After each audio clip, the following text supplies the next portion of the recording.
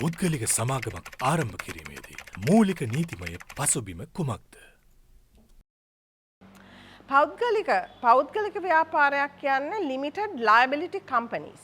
limited liability කිව්වහම ඒකෙන්ම තියෙන වචනේ liability is limited. ඒ කියන්නේ වගකීම සීමා සහිතයි.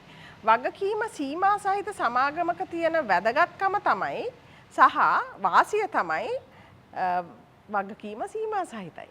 අපි හිතමු අපි ණයක් වෙනවා කියලා. ණයක් වෙනකොට නීතිමය පුද්ගලයෙක් වෙන්නේ සමාගම. එතකොට සමාගම සිවිල් වරදක් කරොත් ඒ අදාළ සමාගමේ අධ්‍යක්ෂකවරුන් හෝ අධ්‍යක්ෂකවරයාට පෞද්ගලික ලයබිලිටි එකක් නැහැ. පෞද්ගලික වගකීමක් නැහැ. අනිත් දේ තමයි අලුත් නීතිය යටතේ ඒ කියන්නේ 2007 අංක 2007 සමාගම් පනත යටතේ එක පුද්ගලයෙකුට සමාගමක් ආරම්භ කරන්න පුළුවන්.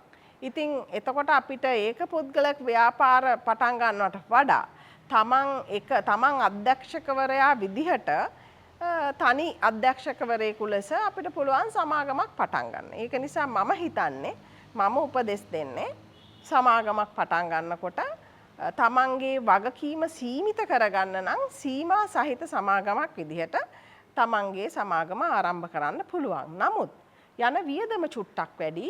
නමුත් ඒ වියදම සහ වගකීම අනුව බලනකොට මං හිතන්නේ හොඳම දේ තමයි පෞද්ගලික වගකීමෙන් සීමිත සමාගමක් ආරම්භ කරන එක.